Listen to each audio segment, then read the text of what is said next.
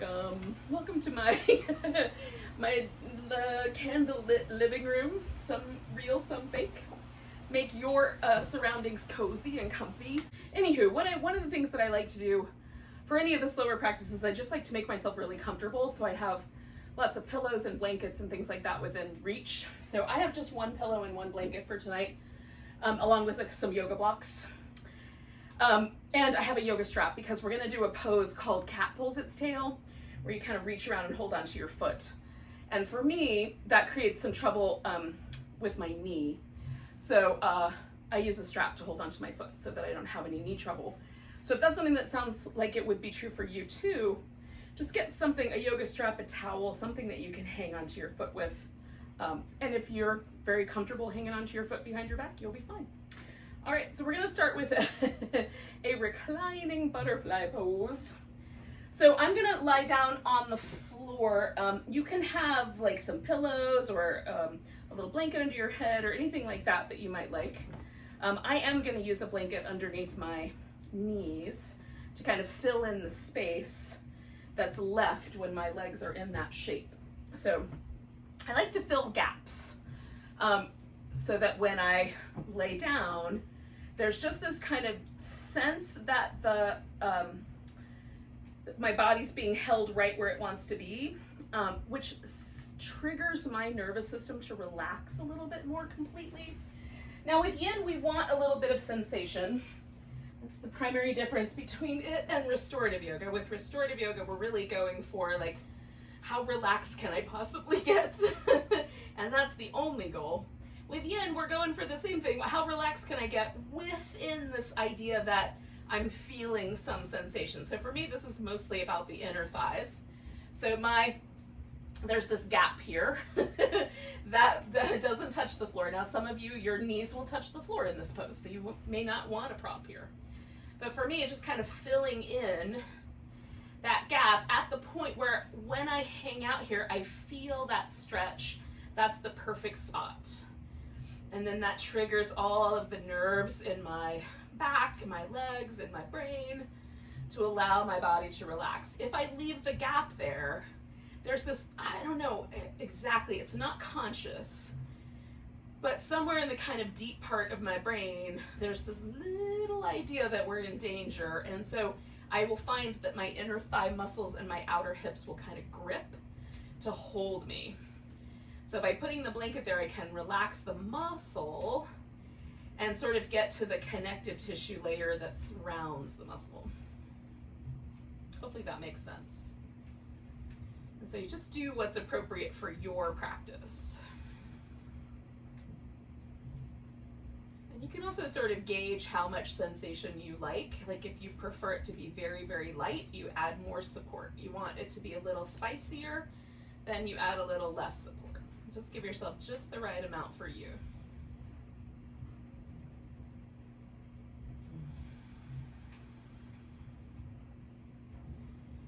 And then for me, anytime I settle into my practice, like the first minute is just me sort of reconnecting, connecting to the moment, noticing my breath, connecting to my body. I spend a lot of my day focused on getting tasks done. Coming up with all sorts of plans for the future. So this is my opportunity to sort of let go of that, snip some of those threads for now.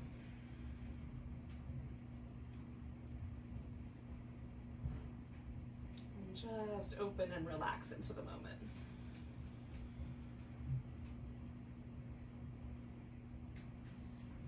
So we'll stay for a few more minutes.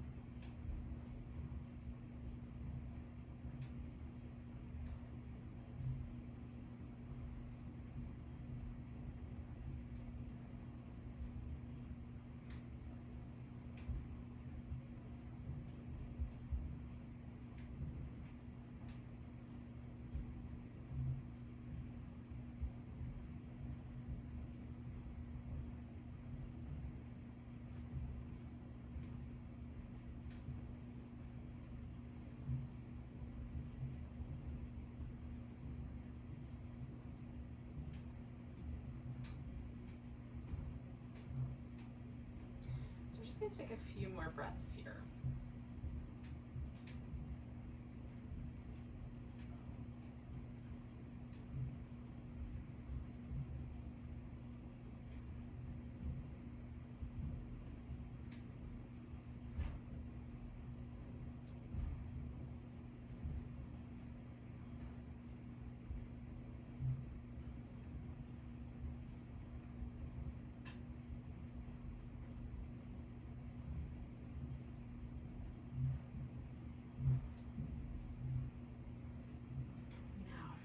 Take a nice big inhale. And I'm just going to start by straightening out my legs. I'm going to bring the knees a little bit together, let the legs straighten all the way out. I might even leave that blanket there for a bit, just because it'll keep my low back a little bit less likely to arch. Oh. And then after a pose, and sometimes we'll do like one pose and then we'll go right into another pose, or we might do 3 in a row. We're going to do one section where there's 3 in a row. So it might be like after each pose, or it might be after a sequence of poses. It's nice to sort of give yourself a moment to pay attention. Notice how the body has responded to the pose. It might feel nice to do some movement. This is such a still practice that after, at least sometimes in between each pose, but at least after every couple of poses, it feels really nice to me to do some kind of rhythmic movement. So whatever, depending on the position that you wind up in. Some we're gonna do sitting, some we're gonna do kneeling. You get the idea. So for right now, it does feel kind of nice to sort of get the opposite shape with my thighs. So I'm just gonna hang out like that for a couple more breaths. This is where I'm gonna need my straps. I'm gonna grab hold of that. Okay, so to do the cat pulls its tail, essentially, we're going to roll onto our side. Now, you can prop yourself up on your elbow and stay like that. You can put a pillow underneath that. Like, this is a really sensitive area, incidentally, the side of the waist and the armpit. So whatever you put under there, you might want it to be soft. I once put a yoga block under there and was like, "Ooh, that's really sensitive." So I don't do yoga blocks anymore, but pillows are all right.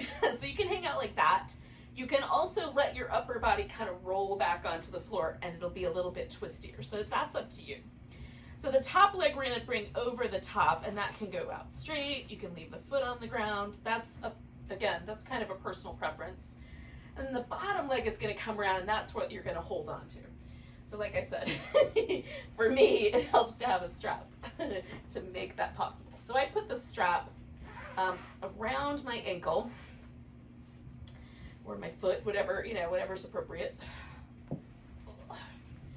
And then I have this long tail on the strap. So if you have something that doesn't give you a loop, you might have to hold both ends. But with the long tail, I can kind of choose to hold onto it with this hand or this hand. And that just gives me, if it gets tedious to hold this pose, I can do it with either hand. So if you've got a longer tail, that might be something to be interested in. I'm going to remove this pillow because I'm going to kind of roll into the twists. I'll show you what that looks like. Okay, so I'm laying on my side, holding onto that foot, and then I'm going to roll the shoulder down to the ground and just bring that thigh back. Now, I'm aiming to feel the stretch right here on the top of my thigh, and then I've also added the twisting shape, so there's that part of it as well. Now this guy we're going to stay with for about 4 minutes, so around that amount of time.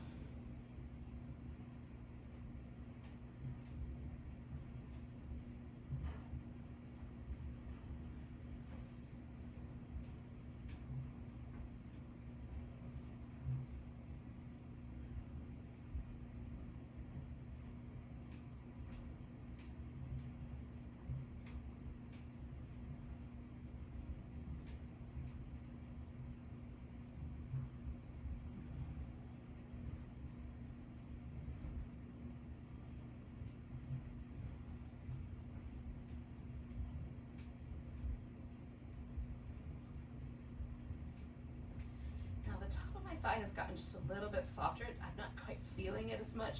So all I'm gonna do is just slide the thigh back a little bit more. And that automatically sort of adds a little more sensation. Some of you might find pulling the foot in a little closer aids you. If the sensation is increasing to the point of being almost too much to stand, that would be a good reason to stop. If it's like, you know, if it's just right, stay there. And if you're like me and you're like, I don't really feel that anymore, you can just add a little bit on at a time and see how it goes. So we're about halfway through. We're gonna stay for a couple more minutes.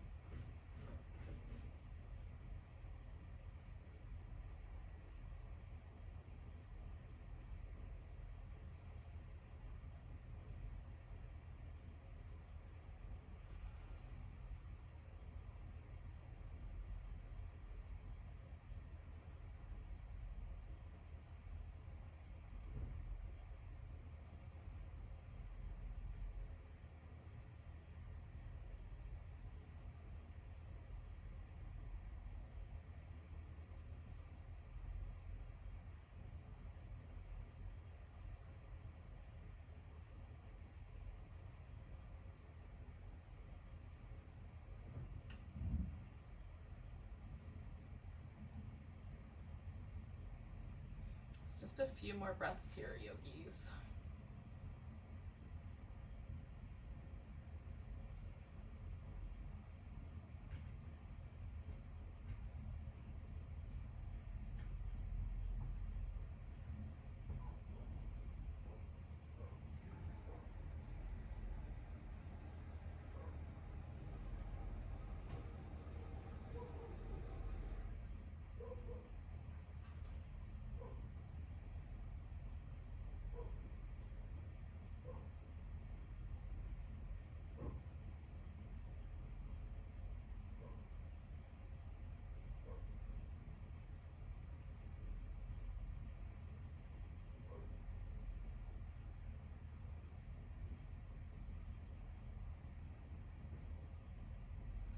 I'm gonna take a nice big breath. Now I'm gonna let go of my foot. That's the first thing I'm gonna do, and then straighten out that leg. And then for me, it feels nice to roll onto my back to kind of unwind that twist. So again, you might want a little bit of stillness. You might want a little bit of rhythmic movement. I like feeling how when I do something that's asymmetrical, how I might feel a little different on the right side versus the left side. That's interesting to me.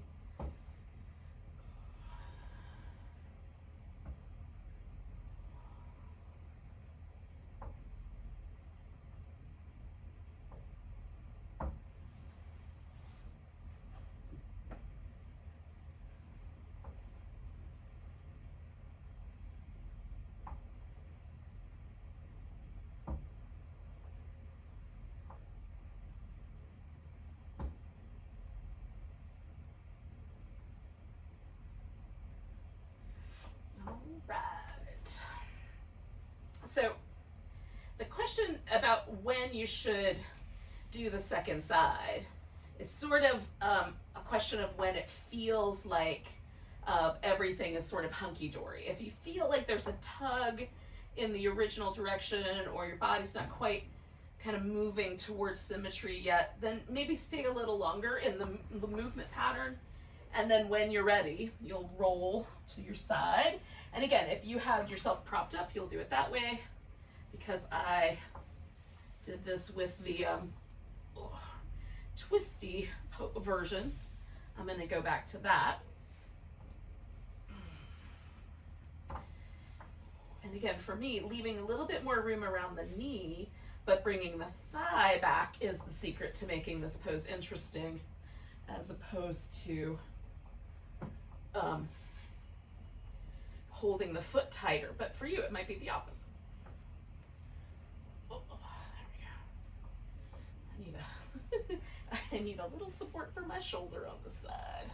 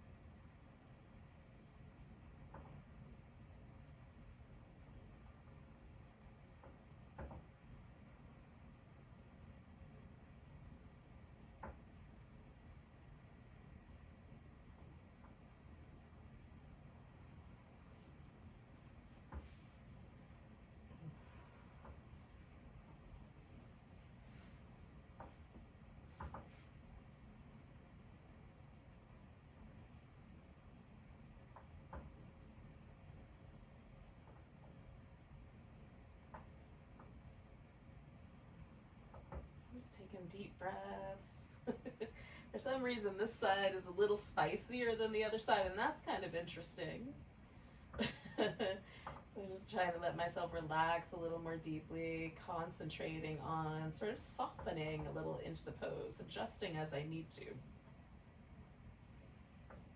It's always interesting to me how one side might feel a little more sensitive than another. Sometimes I like to experiment with, like, is it always the second side that's more sensitive, or is it always one particular side of the body? I don't have any answers in this moment, but a worthy thing to explore in my own practice later on this week.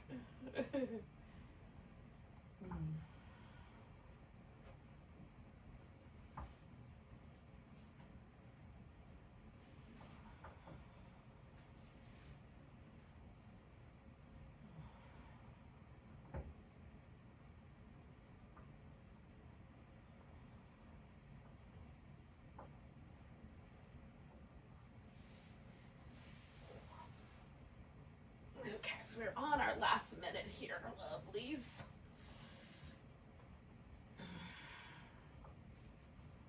So just a few more breaths, really.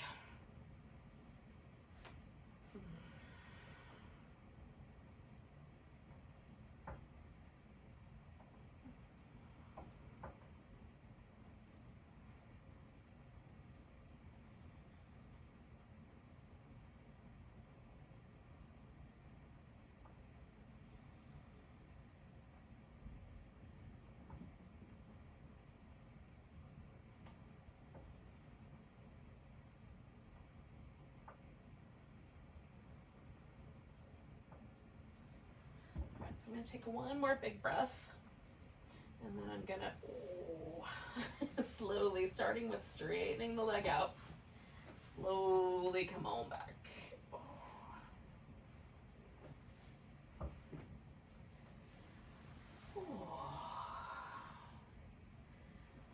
Just giving myself a little bit of a moment here. Now, from here, we're going to go, essentially we're just going to flip upside down.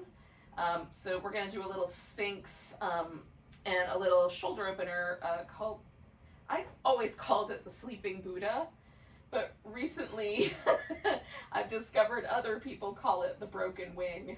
You guys tell me what you think is the better name. I think Sleeping Buddha is much kinder sounding. Broken Wing just sounds so horrifying.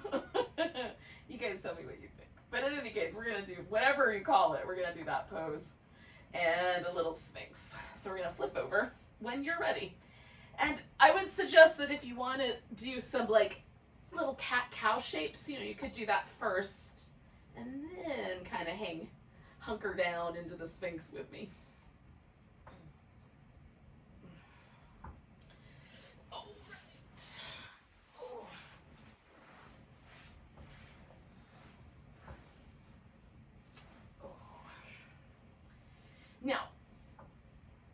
you can have your Sphinx a little lower and turn it into a crocodile, or you can push it up a little higher and make it a seal.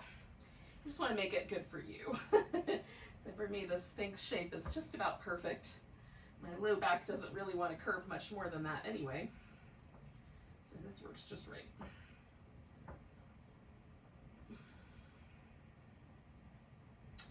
And again, you can just get here when you get here. You have a little more movement you want to do. You don't have to do this right away. You can come in when you're ready.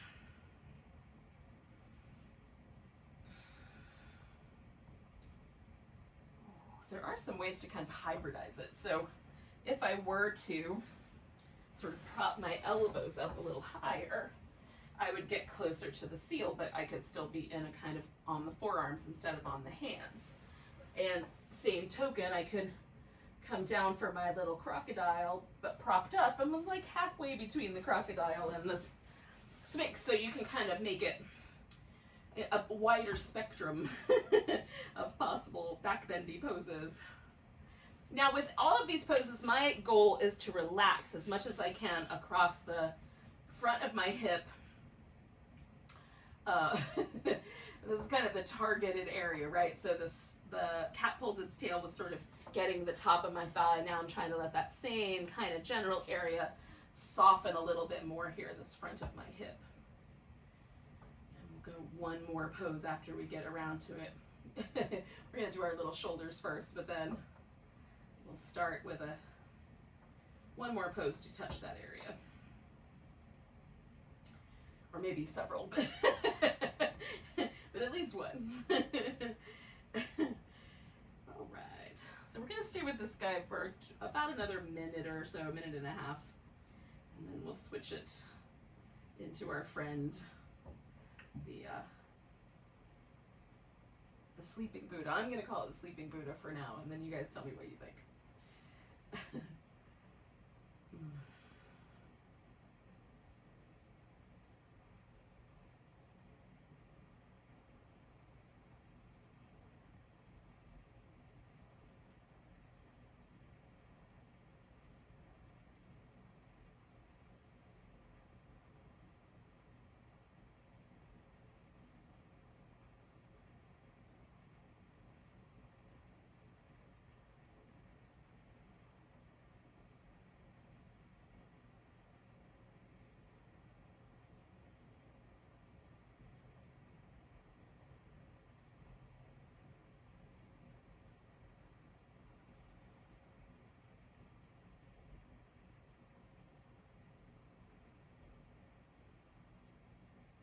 All right, so we're gonna take a nice big breath, and then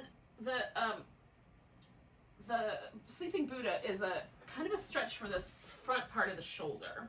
So the tricky part with this pose is that sometimes we can have the arm organized or arranged in a way that puts pressure into the nerves that run through the neck and into the top of the shoulder. So if there's any numbness or tingling in your hand, you want to do one of several things. Either readjust the position of your arm or roll some of the pressure away from it. So I'm going to scoot all the way over to this edge of my mat as far as I can go so that I can do this left arm. So I'm going to reach my arm out. I like mine lower than the top of my shoulder. So my hand is not at shoulder height, but lower. That's a much better position for me. Just automatically, when I put my arm up like that, I can feel some pressure in the shoulder. As soon as I drop it down here, I feel the pressure go away. I also like my palm up and my elbow slightly bent. So when I get into the pose, I'm going to organize for that. Now I need a little bit of head support. So I'm going to use a yoga block for that, and I'm going to use my pillow to kind of help support my legs as I get into the pose. All right, so I'm putting my head down on the block. I'm going to take my opposite leg. So right leg, this is my left arm. I'm going over the top with my right leg. Then I'm going to organize this left arm so that I get a really broad feeling on the top of my shoulder across the front of my chest, but I don't feel any numbness or tingling or bad feelings in my elbow. Now you can just let the leg rest like that as you like. I like to straighten my leg out, so that's where this pillow comes in, because I like to fill the space right there between my knees. Okay, now I use my other hand as like a little kickstand so I can gently sort of lean into it, but some people will like it wrapped around their back, or you know, you might put it underneath your head if you just want a little bit of head support and the block is too much. All right, so we're gonna stay here for just a little, about 2.5 minutes or so. A little shorter pose with the shoulder.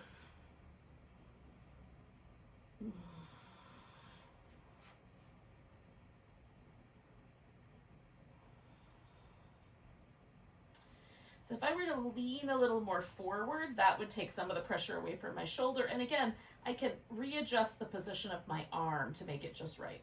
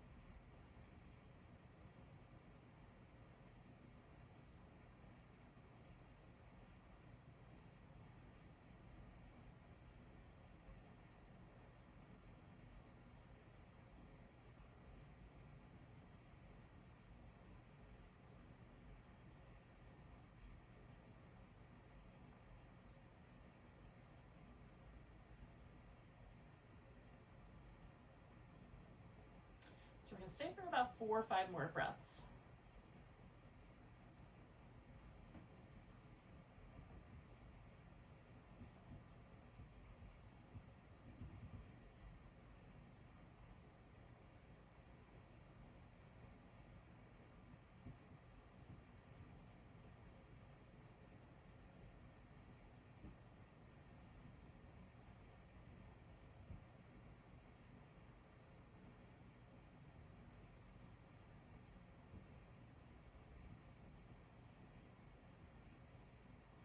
Okay, so to come out, I go out the same way I came in, except backwards. So I'm gonna just take that right leg, bring it all the way back.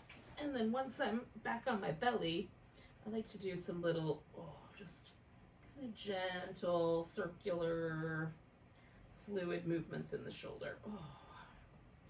Now, for me, I have found that sweet spot where, it makes my shoulder feel really nice. Kind of soft and a little bit more spacious, and like it fits back in my back a little bit more like it's supposed to. But if you've come out of there and you're like your fingers feel funny or there's any tenderness or whatever, when we do the second side, try a different position with your arm and be just a little bit more, like lean a little more forward. So don't roll onto it quite as far, and just kind of feel it out like little by little and see if there is kind of a sweet spot that you can find for yourself. If it worse comes to worse, just get out of the pose. It's all right. It's just a yoga pose. Oh, well, hello. My furry companions have been sleeping upstairs all day. I haven't seen them. One just came out. All right, so I'm gonna set my arm up on the other side. I'm gonna roll in. Now, I always do this arm position shift when I get here, because once the weight's on the arm, I need to reposition my elbow and my hand and the general upper arm position as well. So I do that first, then fill in this gap if I can do it. This pillow is being stubborn.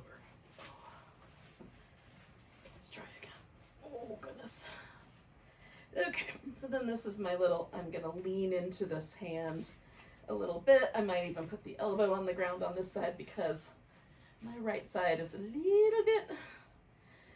little bit more resistant. There's scar tissue and other things going on the right side of my chest. What's really my upper back. But that does, mean that the pose is slightly angled slightly differently on this side. So just try to find that sweet spot and pause. We'll stay for a couple minutes.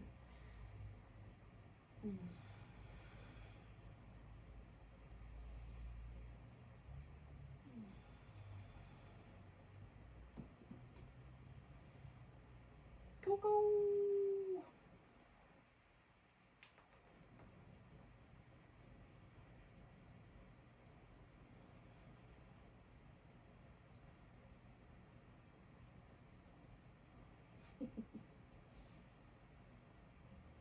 What you up to?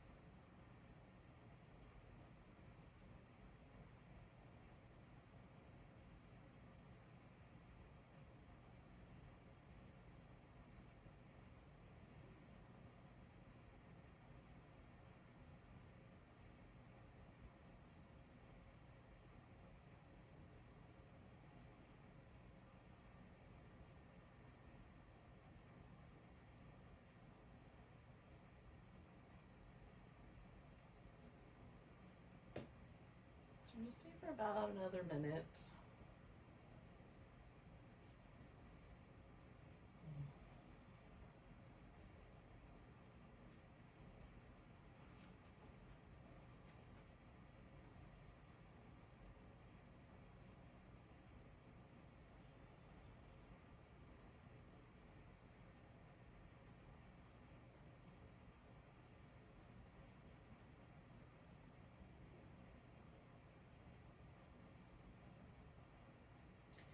All right, so we're going to do 3 more breaths.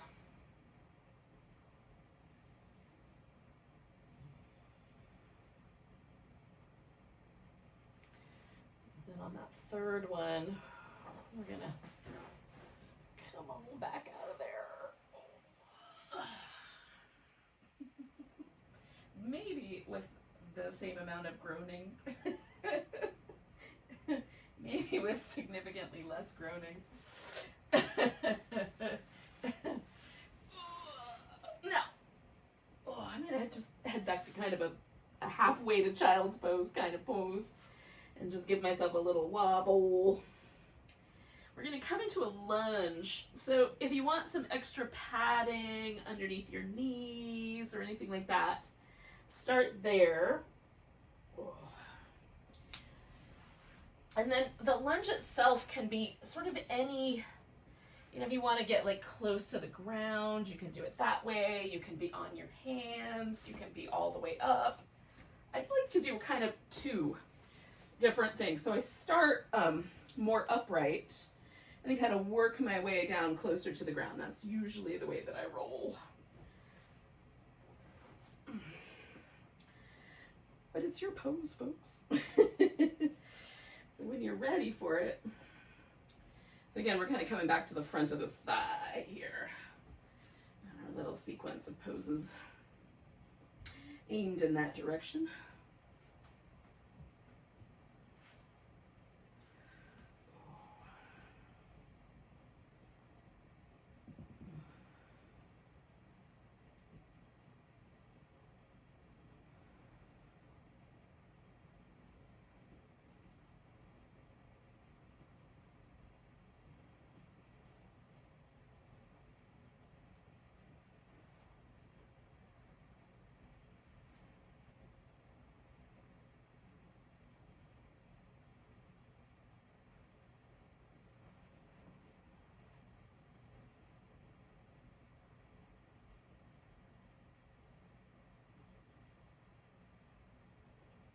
hardest part for me with a lunge is relaxing, because it's so much more kind of close. It moves into that middle spectrum between yin and yang. It starts to lean in a yang direction. So it's harder to kind of keep that soft, sort of gentle yin sense in my body. I'm just kind of reminding myself here and there to breathe a little deeper, to relax a little more. That helps.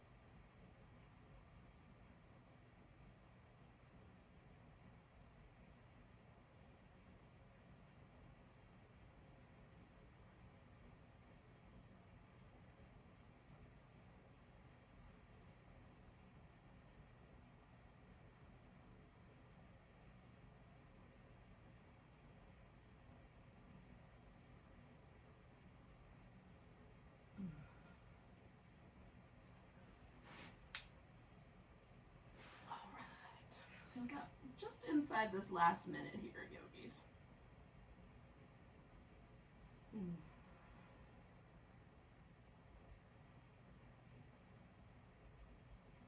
About 3 more breaths.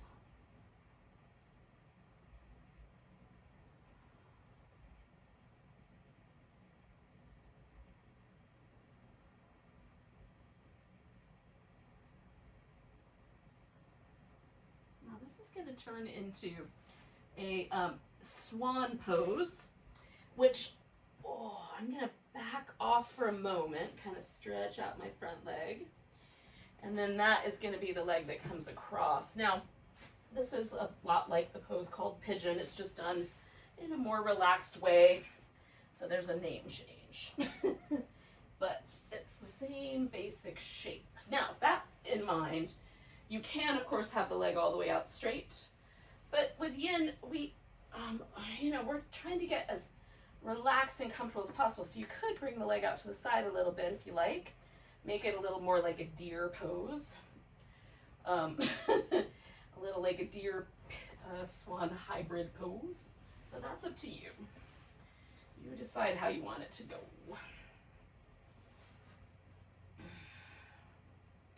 Now propped up for me, it's a little more of a back bending shape, and if I let myself kind of fall forward, it's a little more like a forward bend.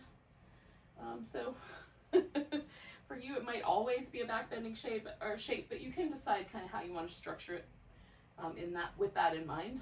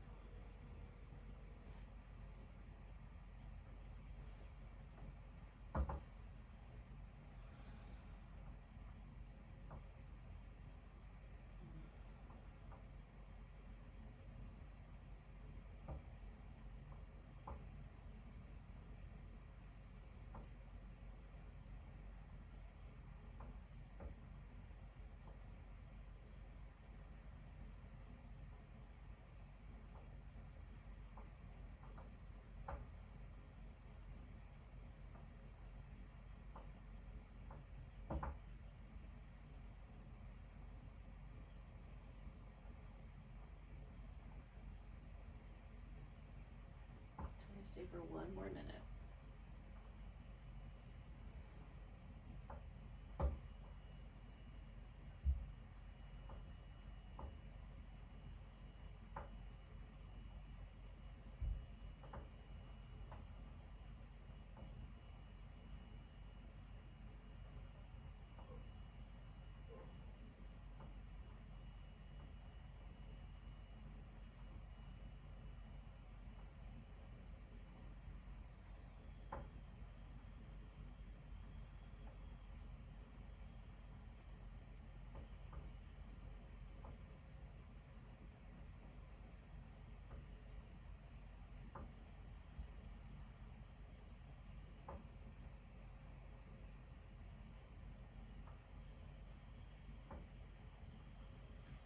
Take 2 more big breaths. Now this pose is going to turn into a seated twist. So the way that I'm going to do that is I'm kind of lean into this front leg, and then the back leg I'm going to bring around, and that guy's coming up on top. Now, you can have the knee up in the air or have the knee positioned down a bit more. I'm going to go for a kind of a square pose. So I'm going to pop this guy up on top. And then I'm going to twist towards this leg that's up on top. So if you want to adjust your leg so it's just a simple cross-legged position, you could do that as well. Or the kind of half Lord of the Fishes shape where you sort of have room to sort of wrap your elbow around if that's available. Don't force yourself into anything because we're going to stay a while. But, you know, it's an easy twist and you like it, go for it. So right now I'm just trying to kind of relax as deeply as I can through my sit bones. Now both of my sit bones have an even amount of weight on them. So this pose is mostly happening in my spine and my, you know, ribs and sides of my abdominals and that sort of thing. If you have one hip that's a little higher than the other, let that higher hip move forward slightly into the twist. That will keep your sacrum a little happier, generally. So you don't have to worry about trying to anchor it down, just let it come with you. Now, if it starts to feel really funky in your low back, or there's like a little kind of 50-cent piece worth sized area that starts to feel really pressured in that sort of back center part of your pelvis, I would suggest releasing the pose a little bit and getting both sit bones even on the ground. Sacrums can be sensitive. So we're about halfway through. We're going to stay a couple more minutes.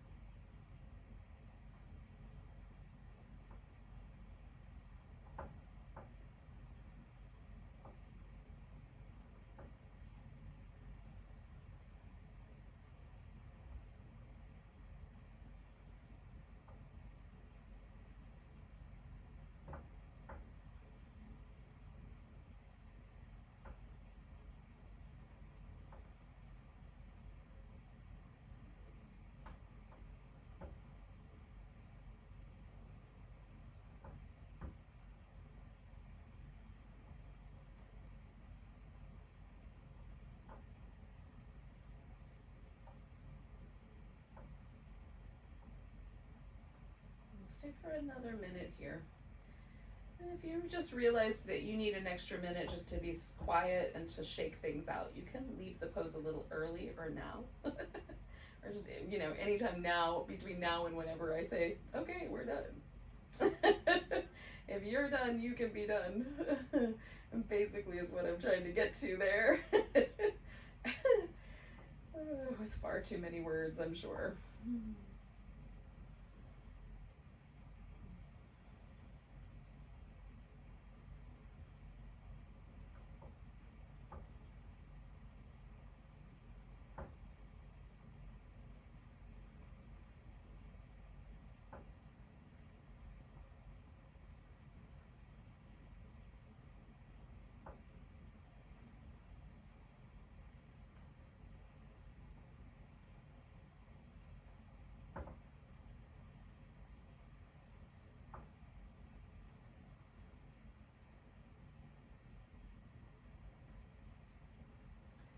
we're gonna take a nice big breath.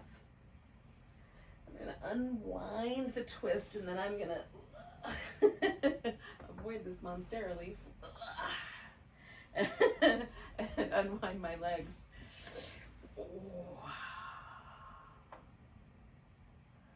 Ooh.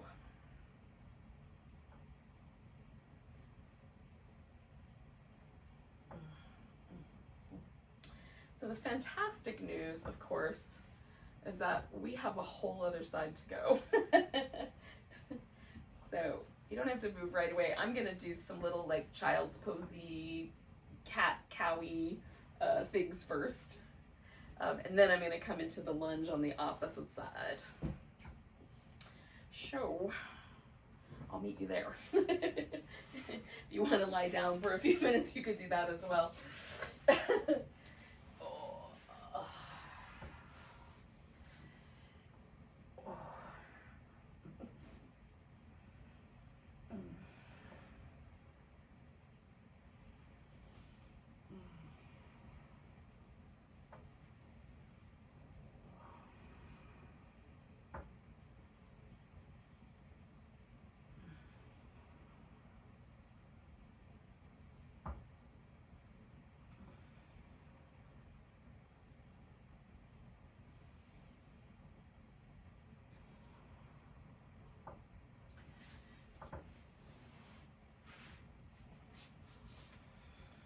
Now, at some point, when you feel like, yeah, I could be ready to do the lunge on the other side, you'll join me there.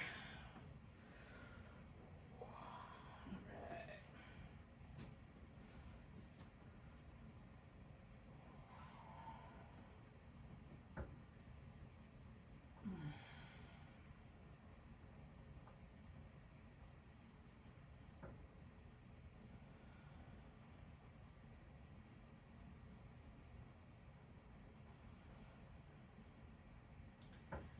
Just try to find a level of lunge that feels like the right amount, the right level of lunge.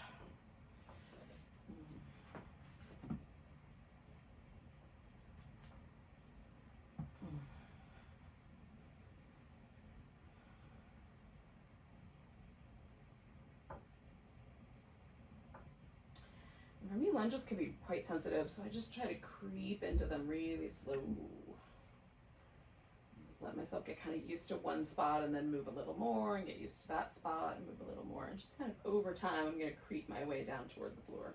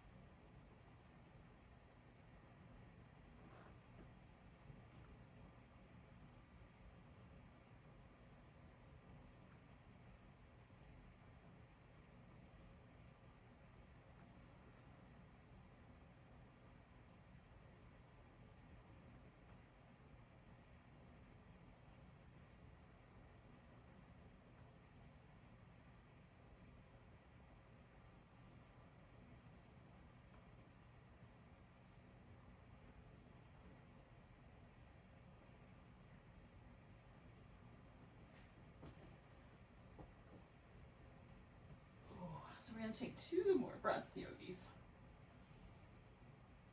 I'm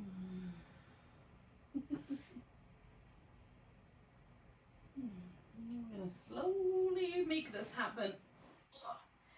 Kind of transform into a swan. Taking your time. And again, you can do any little kind of variations on the swan, including one laying on your back if you want. I forgot to mention that last time, but that would work.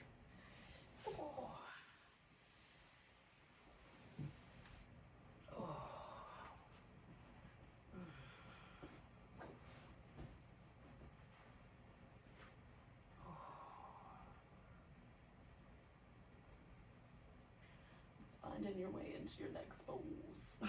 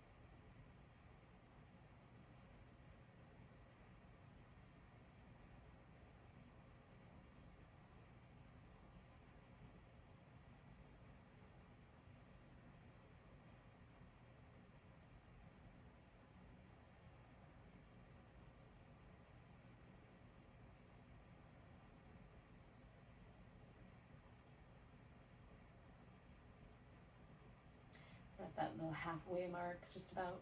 Creeping up on that halfway mark. So it's a good chance to kind of check in with yourself, make sure that you're still good with this pose. It's not pushing all your buttons. If you want to change it up a little bit, this is your chance. Thought I heard the pitter patter of tiny furry feet, but maybe not.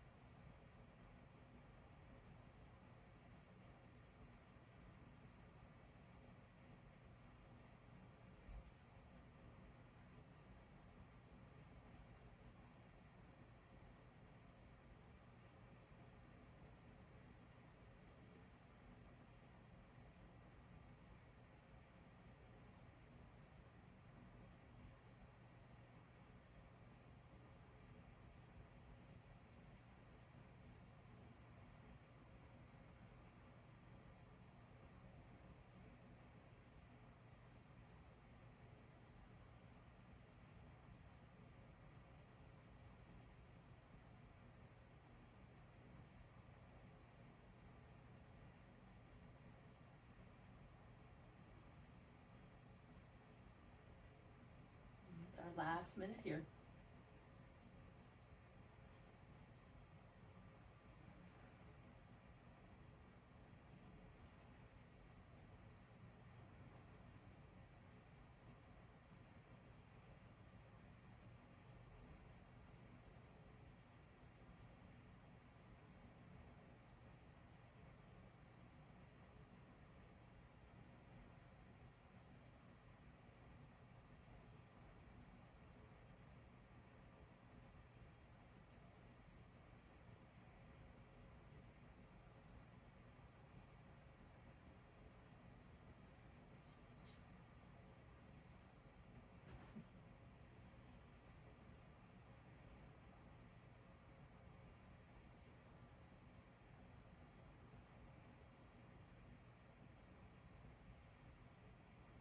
So we're going to take 2 more breaths.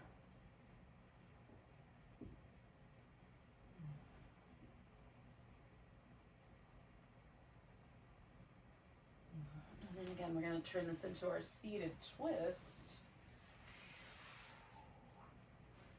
Kind of letting yourself gently find whatever version of that seems like the right one tonight.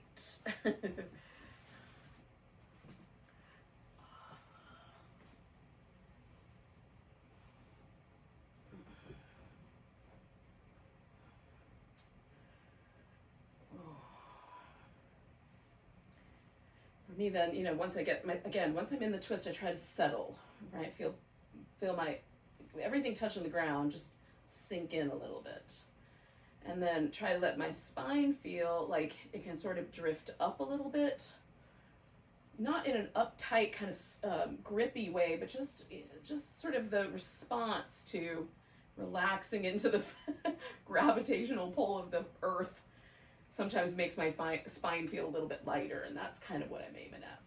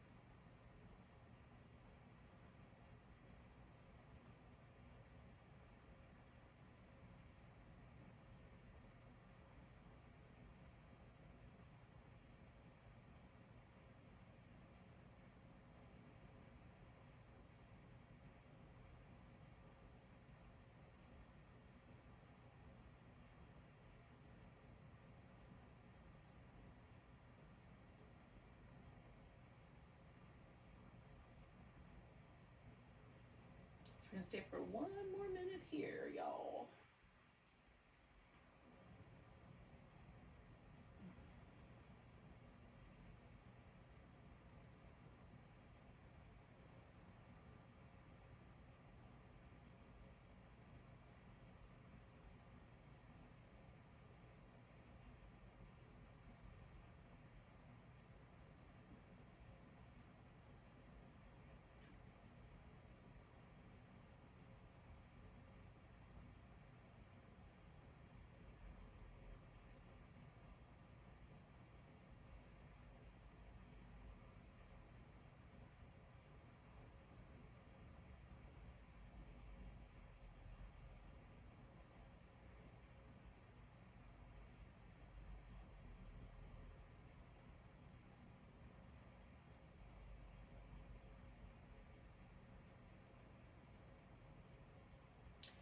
So we're going to take 2 more breaths.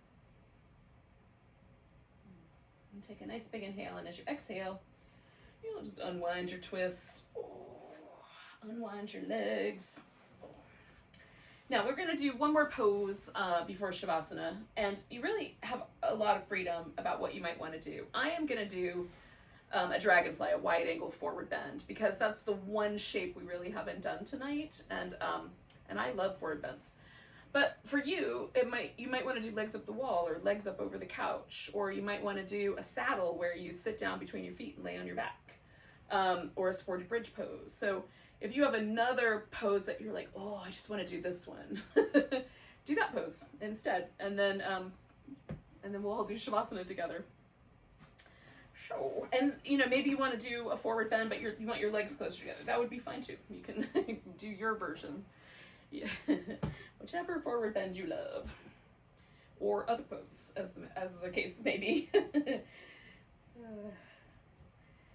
to give people a little bit of freedom of choice. Take my ride, and then, you know, here's where you get to decide how to play your solo. That's this pose. Oh, in the little jazz orchestra of yin. So I'm letting myself kind of find a happy place. I'm gonna slowly let my back round, but we've done so many kind of back bendy shapes that I'm just gonna let that kind of, again, I'm gonna kind of creep up on that idea.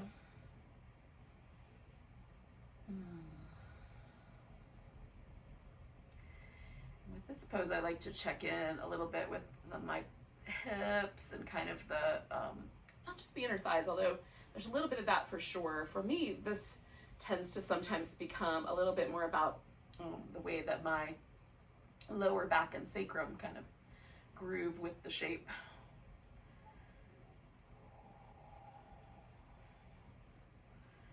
So I kind of find a spot where I feel some release there, and then just pause and get softer.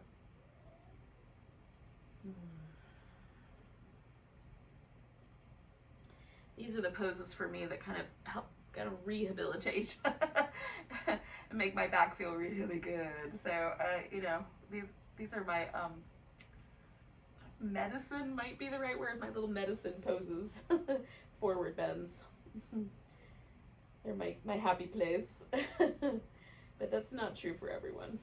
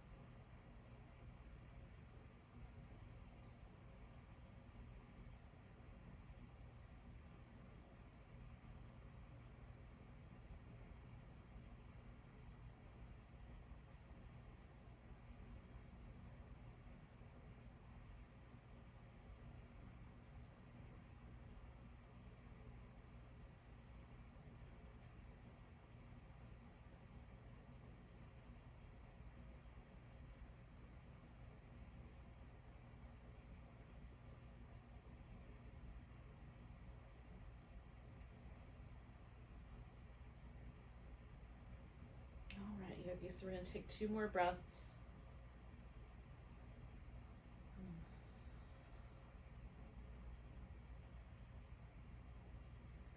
And so depending on which pose you've been doing, so for me I have to sit up, and then I'm going to bend my knees, and then I'm going to kind of reorganize myself for final relaxation.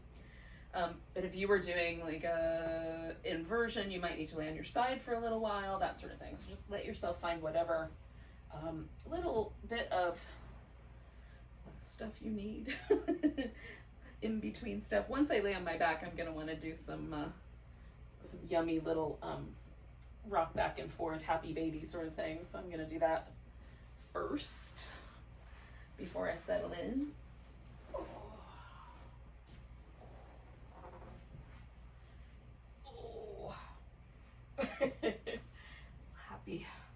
happy puppy moves. Oh.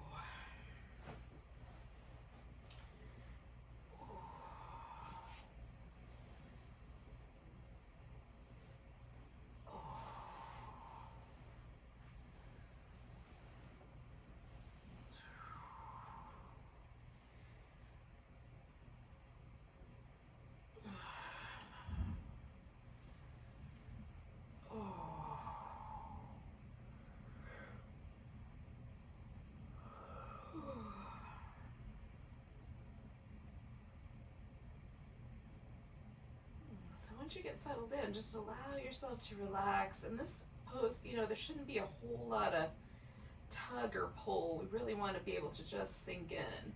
So I've put this pillow underneath my legs to help my low back relax, and a pillow under, a little folded blanket under my head to act like a pillow. Just so there's all the little knobby ridges on the back of my skull have a soft support there.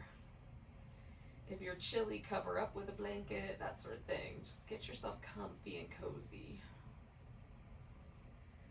And then try to relax every muscle.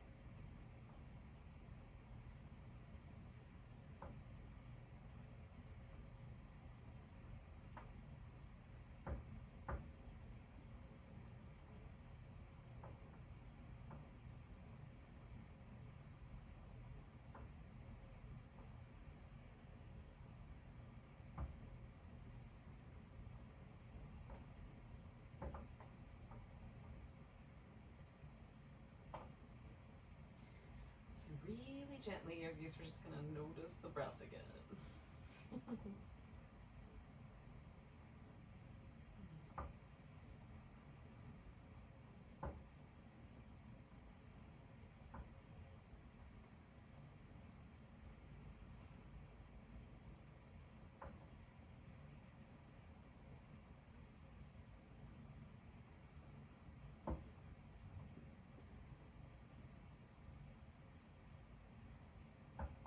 Taking a nice big breath. Let go with a big sigh. Wiggle and stretch and move around.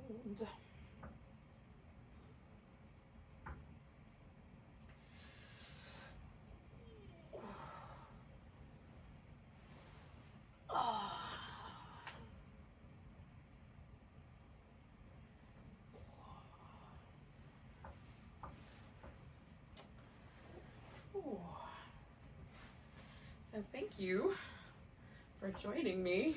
Those of you who stuck around all the way till the end of Shavasana. Take a nice big breath. Big sigh. Namaste, lovelies.